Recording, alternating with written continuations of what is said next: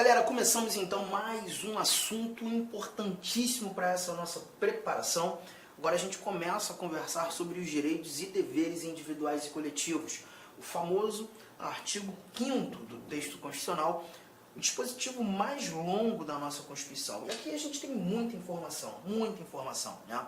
Nós iremos conversar sobre várias recomendações aqui, tratar dos vários direitos, das várias liberdades, falar de remédios constitucionais, falar de muita coisa, né? Sou o professor Arthur Damasceno e a nossa matéria de direito constitucional começa a ganhar um novo corpo agora, quando olhando para esse nosso artigo 5º. Vamos lá, vamos começar aqui tratando do título 2 da nossa Constituição, dos chamados direitos e garantias fundamentais, mas em seu capítulo 1º, os direitos e deveres individuais e coletivos. Bom, a gente começa fazendo a leitura desse caput, esse cabeçalho, dessa abertura que diz que todos são iguais perante a lei, sem distinção de qualquer natureza, garantindo-se aos brasileiros e aos estrangeiros residentes no país a inviolabilidade do direito à vida, à liberdade, à igualdade, à segurança e à propriedade nos termos seguintes. E aí nós temos os vários 79 incisos que serão desbravados por nós nesse nosso bate-papo. Importante lembrar que aqui o nosso Constituinte, abrindo o artigo 5º, ele já traz que todos são iguais perante a lei. É aqui que a gente já começa a verificar a ideia no chamado princípio da igualdade, né? O princípio da igualdade que traduz a ideia de sermos todos iguais, mas nós perceberemos que em alguns momentos, só limpar aqui, em alguns momentos nós teremos algumas diferenças que precisam ser levadas em consideração. Essas diferenças que nós veremos no decorrer do nosso estudo são diferenças importantes, diferenças que não ofendem o princípio da igualdade, porque na realidade essas diferenças existentes, elas vão buscar nada mais que garantir a igualdade. Muitas vezes há necessidade de se tratar desigual, se tratar diferente, para que consigamos atingir um resultado de justiça social, de igualdade. É tanto quanto paradoxo, num primeiro momento, né, você imaginar tratamento diferenciado para igualar, mas é justamente o que nós veremos. E não sei se você percebeu, nesse nosso caput, o Constituinte ele já traz uma abertura dos valores que nós iremos estudar de maneira mais específica, quando falando da vida, do direito à vida, as várias liberdades, a própria igualdade, a segurança, e aqui a gente fala de segurança pessoal, a gente fala de segurança jurídica e a propriedade. A gente também tem muita coisa relacionada à propriedade no âmbito dos direitos fundamentais. Mas lembre-se que esses vários direitos, de acordo com o caput do artigo 5º, eles são destinados aos brasileiros e aos estrangeiros residentes no país. Mas o Supremo Tribunal Federal também já nos mostrou em orientação que esses direitos eles não estão apenas destinados aos brasileiros e estrangeiros residentes, né? Todo e qualquer indivíduo que aqui no Brasil se encontrar, ainda que esteja em trânsito, nós teremos essa possibilidade, né, da aplicação dos direitos fundamentais. Arthur, mas todos? Não, todos não. Até porque quando a gente começa a estudar direitos fundamentais, nós não estudamos apenas o artigo 5º. O artigo 5º é apenas a abertura dos direitos fundamentais. Por isso, título 2, Direitos Fundamentais, capítulo 1, Direitos e Deveres Individuais e Coletivos. Mas aqui a gente também vai ter que estudar os direitos sociais, nós também temos estudo sobre nacionalidade brasileira, sobre os direitos políticos e a tal da cidadania, que nós até conversamos lá nos princípios fundamentais. Então a gente vai verificar que, por exemplo, a nacionalidade brasileira não é para qualquer indivíduo. O estrangeiro, por exemplo, que tem a pretensão de se tornar um nacional, de conquistar a nacionalidade brasileira, ele vai ter que atender a algumas regras. Alguns requisitos precisam ser cumpridos. Dentre esses requisitos, a residência no Brasil. Para se tornar um brasileiro naturalizado, é necessário residir no Brasil. Arthur, por quanto tempo? Calma, nós ainda veremos isso no decorrer do nosso estudo. Mas aqui é apenas uma abertura, um bate-papo introdutório. Eu queria que você agora fosse lá no finalzinho desse teu material, lá no 35º slide. Vamos dar um confere nesse nosso... estou passando aqui, 34º, desculpa. Estou passando aqui por vários incisos ali, ó, 79. Mas eu não quero ainda ler esses incisos. Eu queria começar com essa informação que aqui no quadro está. Os parágrafos. Parágrafo 1º, parágrafo 2º, parágrafo 3º e o parágrafo 4º da nossa Constituição, do nosso artigo 5º. Tá? Por que eu gosto de começar com esses parágrafos? Porque quando a gente começa a estudar esses parágrafos, a gente começa a entender um pouco mais os motivos e da aplicação e aplicabilidade desses vários direitos aqui traduzidos. Né? Olha o parágrafo 1º que diz: as normas definidoras dos direitos e garantias fundamentais têm aplicação imediata. As normas definidoras dos direitos e garantias fundamentais têm aplicação imediata. Bom, o que eu costumo fazer em sala, questionando os alunos, eu sempre pergunto: você viu que são 78 incisos. Ali você fala sobre muitas coisas. Direito à vida, liberdades várias, direito de reunião, direito de associação, direito de herança. Você fala de direitos da pessoa presa, você traz remédios constitucionais, você tem coisa pra caramba. Esse estudo aqui pra gente é um dos mais importantes e um dos mais extensos da nossa Constituição. Só que esse parágrafo 1º que está aí na tua tela, ele diz que essas várias normas definidoras dos direitos e garantias, e são várias, têm aplicação imediata. A pergunta que eu costumo fazer em sala é: vocês acham mesmo que todas essas normas que definem direitos fundamentais têm aplicação imediata? Você acha mesmo? Bom, a resposta muitas vezes que eu obtenho em sala é: não, Arthur. Provavelmente não. Algumas normas não têm uma aplicação imediata. E aí eu digo: sim, elas têm. As normas que definem direitos fundamentais têm aplicação imediata. Todas elas têm aplicação imediata. Tá? E por que eu preciso começar com esse parágrafo 1º, te explicar essa informação? Porque quando a gente fala de aplicação, a gente está falando do efeito das normas. Do efeito das normas. E eu preciso que você guarde que toda norma constitucional tem efeito imediato. Toda norma constitucional tem efeito imediato. Inclusive essas, que traduzem os chamados direitos fundamentais. A partir do momento que o Constituinte diz que aquele direito é meu, inseriu aquele direito fundamental no texto constitucional, aquele direito é meu de imediato. O direito fundamental passa a ser meu imediatamente a sua introdução no âmbito dos direitos e deveres individuais e coletivos, no âmbito dos direitos fundamentais. Até porque esse parágrafo 1º fala dos direitos e garantias fundamentais, não só o artigo 5º. Tá? O efeito é imediato. Agora, um cuidado que a gente tem que ter é que, perceba, nem todo direito fundamental tem a aplicabilidade imediata. Nem todo direito fundamental tem a aplicabilidade imediata. Então, cuidado com isso. Aplicação,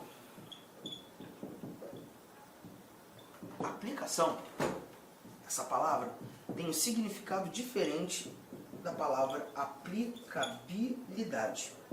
São coisas distintas, bem distintas, tá? Quando você fala aplicação, você está falando, por exemplo, anotei ali, né, o efeito das normas. E já chegamos à conclusão que toda norma que traduz um direito fundamental tem esse efeito imediato, tem a aplicação imediata. Mas nem todo direito vai ter o exercício imediato. A aplicabilidade diz respeito ao exercício do direito, ao poder exercer aquele direito a hora que eu quiser ou imediatamente. Nem todos eles apresentarão esse efeito, esse exercício, essa aplicabilidade imediata. Vamos começar a mostrar alguns exemplos? Anotou isso aqui? Efeito e exercício. Anotou isso aqui? E agora a gente começa a trazer alguns exemplos. Eu vou te mostrar um exemplo aqui muito bom, um exemplo que eu gosto muito, que é o que a gente encontra aqui no nosso inciso de número 40. Inciso 40. Deixa eu apagar aqui para que o seu exame seja nítido. Olha o que temos nesse nosso inciso 40. Esse inciso 40, ele fala justamente 40. Ele traz pra gente o princípio da irretroatividade da lei penal. Princípio da irretroatividade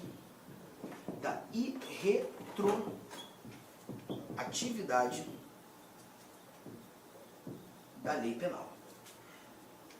E o que nós encontramos aqui no princípio da irretroatividade da lei penal? Lê comigo. A lei penal não retroagirá, salvo para beneficiar o réu. Vamos lá, pensa só.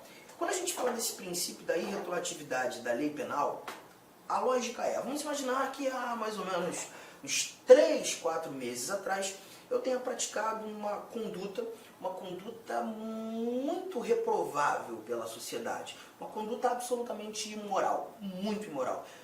Todavia, no momento em que pratiquei essa conduta não era considerada crime. Nós não tínhamos essa conduta como um ato criminoso, como um tipo penal. E eu pratiquei. Tá? Uns 2 meses depois da prática desse crime, eu, Arthur, acabo verificando uma alteração da lei penal. O legislador passou a entender aquela conduta praticada por mim como criminosa. A pergunta que fica é, se eu pratiquei essa conduta em momento anterior à sua tipificação, será que eu posso ser processado, julgado, condenado por isso? Bom, não. Então eu estou percebendo que o chamado princípio da irretroatividade da lei penal é uma proteção que eu tenho. E quando a gente verifica, estuda o artigo 5º, nós veremos que em vários desses dispositivos, o que o Constituinte quis trazer foi proteção. A lei penal não vai retroagir. Se você praticou essa conduta em momento anterior a ela ter sido chamada, definida como crime, você não pode ser processado, julgado. Essa lei não vai retroagir. Ela não vai ter esse efeito chamado ex tunc, né? Que significa efeito retroativo. Efeito retroativo. Não vai ter. Salvo se essa alteração da lei penal for para te beneficiar. Se for para benefício, beleza, aí retroage. Não sendo, ela não pode. Então perceba, gente, esse inciso 40 ele me protege. É uma norma que define um direito fundamental. A pergunta que te faço é, eu dependo de alguma lei abaixo da Constituição, algum ato normativo que complemente a Constituição para ter essa proteção, ou a própria norma constitucional ela já foi suficiente em me proteger? A leitura já garantiu efetivamente a proteção. Você está chegando à conclusão que essa leitura já me protege.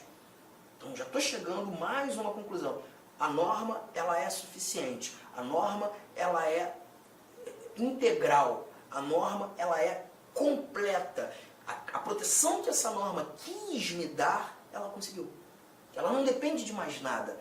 A norma tem uma eficácia direta. A norma tem uma eficácia imediata. A norma é de exercício imediato. A proteção ela é imediata. Então, concluindo aqueles dados que a gente viu agora há pouco, essa norma tem aplicação imediata. Aplicação. Porque quando a gente fala de aplicação, a gente está tratando daquela norma que tem um efeito imediato. Toda norma tem efeito imediato. Agora, será que, além do efeito imediato, eu consigo praticar, vivenciar, gozar dessa proteção imediatamente? Consigo. Então, aqui você está verificando que essa norma ela tem uma eficácia plena, porque ela é completa. E não houve aqui na anotação a possibilidade de uma restrição. Arthur, a lei penal não retroagirá, salvo para beneficiar o réu.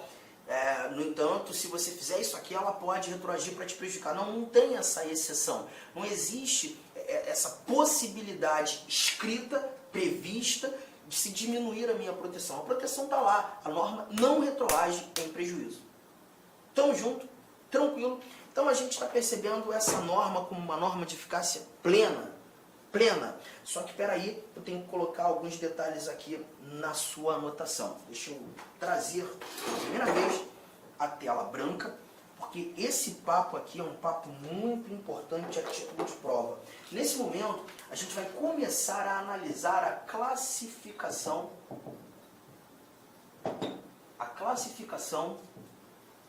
das normas constitucionais. A classificação das normas constitucionais. E a primeira classificação, a primeira norma classificada por nós aqui foi a chamada norma de eficácia plena. E o que eu quero que você entenda sobre essa norma de eficácia plena? A norma de eficácia plena é aquela norma constitucional que te apresenta o sentido integral. Ou seja, a norma é completa, a norma é suficiente em te proteger, em te garantir o exercício do direito. A norma, ela é totalmente suficiente, completa, de sentido integral. E se tudo o que eu precisava saber para exercer o meu direito ou para vivenciar, gozar daquela proteção foi apresentada na norma constitucional, eu verifico a aplicabilidade, olha a palavra, gente, aplicabilidade imediata. Eu sei que para você, eventualmente que está começando a estudar direito constitucional, o que mais incomoda são as terminologias jurídicas, né? Mas a gente não tem para onde fugir. Essas terminologias jurídicas, elas são importantes. E aqui você está verificando que quando leio aplicabilidade, estou falando do exercício. O exercício é imediato porque a norma é completa. A norma constitucional ela foi suficiente. E essa é a primeira classificação que a gente está trazendo aqui. Agora, eu não sei se você já reparou, se não, vai reparar comigo agora.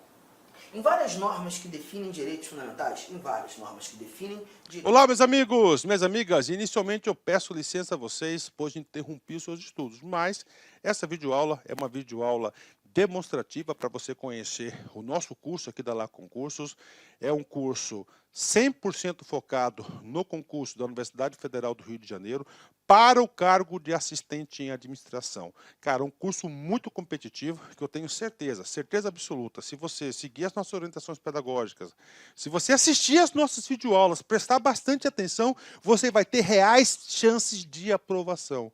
O que você estuda vai ser aquilo que vai ser cobrado na prova. Professor, quanto custa, professor, o restante dessa videoaula e muito mais, né? Você apenas R$ 39,90, R$ 39,90 você vai ter esse curso aí, que vai ser um divisor de águas, né, para o cargo de assistente em administração, de acordo com o edital 491. Dá tempo de estudar? Sim. Curso 100% EAD, nós temos uma metodologia, o nosso site não joga somente as aulas para vocês, nós orientamos que os alunos estudam via o Personal Coach, que é o cronograma na qual eu produzo esse cronograma para vocês.